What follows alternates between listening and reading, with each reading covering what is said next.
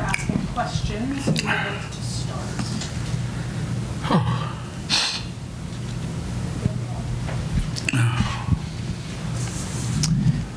AZ had 13 of your first 17 points today. Is that her just taking her own initiative and getting you guys off to a fast start, or was it a point of emphasis to get the ball to her early? I mean, anytime the other team's going to play a lot of zone, you know, whether we want to or not, there's going to be a lot of opportunities for AZ. So we went into the game knowing that she was going to get a lot of touches. You don't know if they're going to come like right away, boom, boom, boom, boom, or they're going to be spaced out. But you know how AZ is once she gets it going, and she's still not like shooting the ball great, you know. But she does have the ability to set the tone for a game, and you know, she certainly did that today. We talked to Blanca yesterday, and she said that she's still kind of trying to find her rhythm coming back from her shoulder. She had, I think, 2 steals, maybe 3 in less than a minute today when she checked in that first quarter. Do you feel like she's kind of getting back into stride, or is she still kind of trying to find her way? I think she's still got some work to do. You know, she was out a long time, a lot longer than I anticipated, or she anticipated probably. So getting into the flow of things, you know, her and Sarah Strong have such a, you know, great chemistry together, and, you know, it takes a little bit of time to get that back. And no matter how many drills you do or how much ball handling or passing or whatever you do, it's not the same as doing it in the game. And so little by little, you know, she's getting it back. Kind of a similar vein to Daniel's, but AZ has that huge first quarter. Sarah had that huge start to the second quarter. Just from like a play calling perspective, how do you kind of balance getting them touches, feeding who's hot, kind of navigating having 2 players out there who can go on runs like that? Yeah, the thing is, you know, you're looking for some advantages. You know, you're looking for some matchups that work in your favor, and at the same time, you know, when a team is playing zone, things kind of show themselves as you might be trying, you know, we talked during one time out, we may be trying to get somebody a specific shot, and then all of a sudden, before we even get there, something really, really good opens up, and you can never predict those things. But I think our team is smart enough to know that the more times that AZ and Sarah touch the ball, obviously the better we're going to be. So yeah, towards the back end of the season here, we've kind of been a little more intentional about, you know, where we're going with the ball. And you know what's funny? As soon as you do that, it opens up, you know, so many different things for the rest of the players on the team. Geno, early in the season, it seemed like Heckel came in for KK today. They were out there together a lot to wreak havoc. Are you like to see them together? They seem like they do a lot of good things defensively when they're playing side by side. Yeah, depending on what we need, you know, you may sacrifice some things when you play, you know, KK and Heckel together. But you also get, you know, a lot on the other end where the disruption factor and that's a big deal.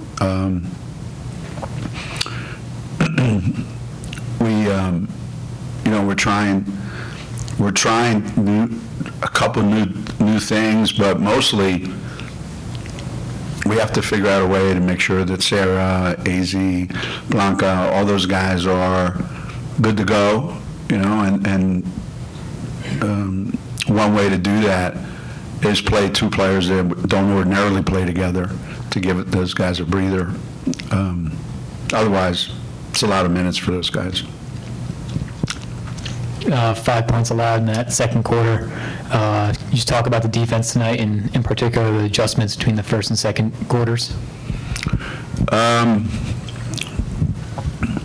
Yeah, during our timeouts, I did. I made a really key adjustment. I said we should guard them at the three-point line, and it worked. It really did. I thought we, I think they didn't make it any, maybe, or one or something. I don't know in the rest of the half. But the danger with this stuff is, wow, they're not a great three-point shooting team. Well, there's a lot of people that are not great at something over the long haul. That doesn't mean they can't be really good at it for one night, So I'm sure, yeah, if we played them 25 times, the averages would even out. But it takes a little bit of time, I think, to kind of get into the defensive flow, just like it does on the offensive flow. And I thought we were a little slow. I thought we were a little slow getting to who we needed to get to. And to their credit, they knocked them down. Coach, take me through the Take me through the celebration you guys had after the game. What does it mean to you to capture another Big East regular season title? I'm glad they were able to do that. It still means a lot to our team, to our players. They promised us a robust confetti shower, and I thought they delivered on. It was very robust, to use their words. Sometimes these things could be like out of a pop gun, and I thought the confetti was really, really, really, really, really well done. And like we talk about, it doesn't matter how many conference championships you've won. I think that's Sarah Williams' first one ever, Khalees's first one ever, Blanca's first one ever. So there's a lot of excitement for those kids who have never experienced this before, and that's kind of what makes it fun.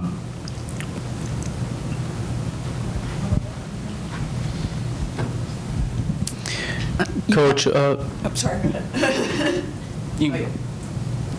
Where? You've had a couple of these games now where you sit Sarah Williams for an extended period in the first half, and then she comes out in the third quarter and has a really good start. I guess just kind of what are you seeing from her in that, and how do you kind of parlay that into some earlier success? Yeah, I don't like when we start the game and 3 out of the first 4 possessions we go inside and we get nothing out of it. It's wasted possessions. Plus she doesn't like when I take her out and she comes out and plays better. So I don't think it's anything more complicated, I could say, than that. It's just that simple, I don't like the way we start games when it's that, and it's some of it's our fault because we just don't have an idea what the hell we're doing, and some of it's her fault, and we both have to be better. The rest of the guards and her have to be better. Coach, Kaylee Heckel ended the night with 11 points, shooting 4 for 4 from the field. Can you just talk about what her most improvement has been since coming to UConn? Well, I hope that she's improved her level of attention to detail, her level of playing at a high level. I hope she's a little bit better at making the decisions that a really good guard has to make. She's probably one of the fastest players in the league, and learning how to use that at both ends of the floor. She's got a great pull-up game, and she's never been known as a great three-point shooter, and she's made her share of them.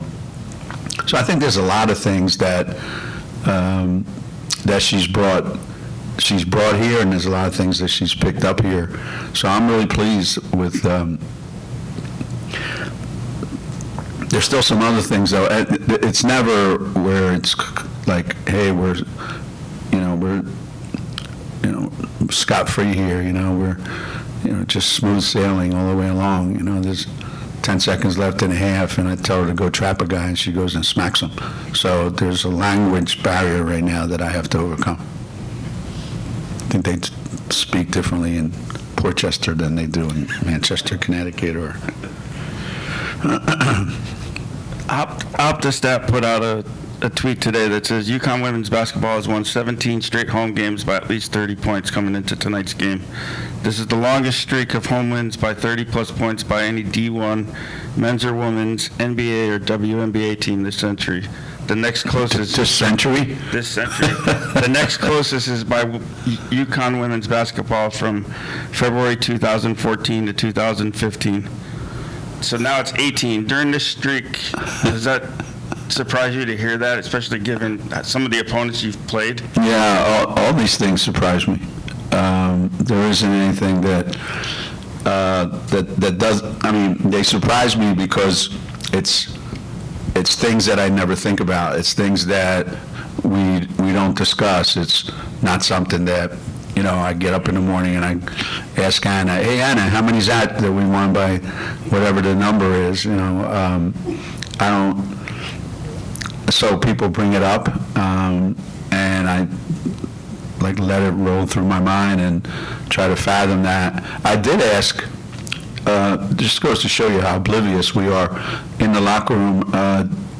With the coaches, Jamal asked, what game was this? 27, 28, 29, what is it? And somebody said 30. Man, we played 30 games already. Like, we lose track of what we're doing. You're just into the next game, the next game, the next game. So then the conversation was about, well, how many 30-win seasons have you had, and how many in a row, and blah, blah, blah, blah. And so, yeah, it's not even worth thinking about because it truly doesn't make sense. When you describe it the way you did it, it's, I thought you were going to say, like, in the last 5 years or in the last 10 years, and I was going to say this century. And I thought you were going to say Division I basketball, not add all those other things. That's what it said right here in the tweet. Reading that word for word. So people should not be allowed to work from home. You got way too much free time on their hands. Jana said yesterday that she's playing with more confidence. Who said? Jana.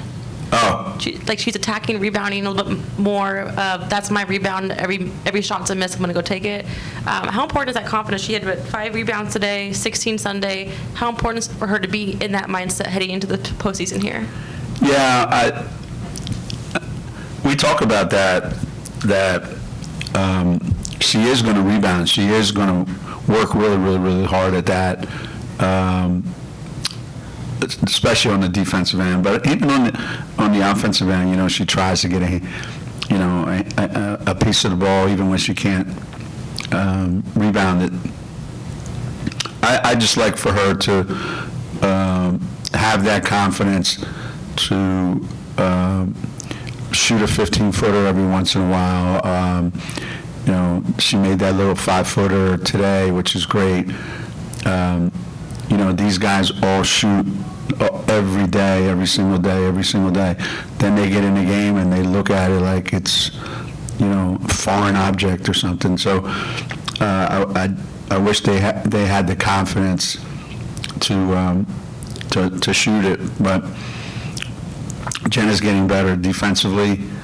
The more teams we play, I think that have a matchup for her. I think the more she's going to be able to help us, and certainly that'll happen when we get into the tournament.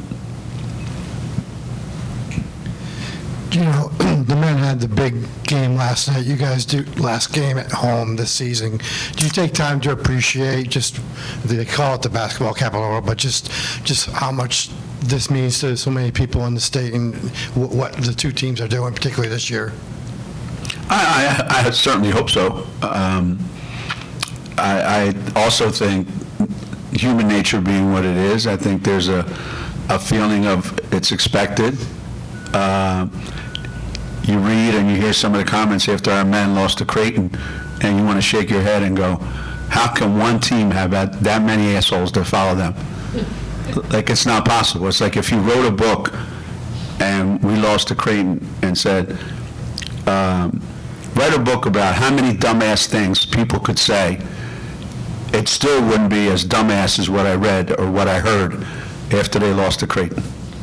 And those same people last night already booked their tickets to the Final Four and their championship rings. So it's just, it's Connecticut basketball, and it means a lot to a lot of people, but it can't be life and death every game that's played. It can't be you're the best team in the world when you win a game, and it can't be, everybody sucks, why is this kid on scholarship when you lose a game? I mean, real fans don't do that. You're either a fan of your team and you understand that there's wins and losses, or you're just a fan of winning, right? So if you're a fan of winning, move to another state and go see how much you win over there.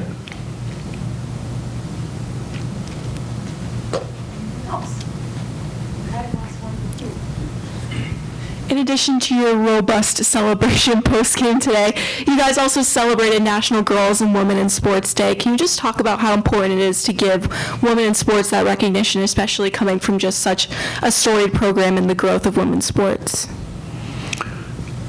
I was reminded of it today. We had some guests at practice, and Jeff Thatcher was Megan's coach when she played, during those summer AAU tournaments.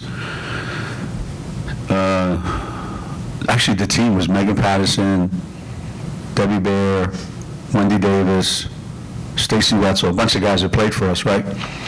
And a little 5-year-old, 6-year-old, and she had a T-shirt on, and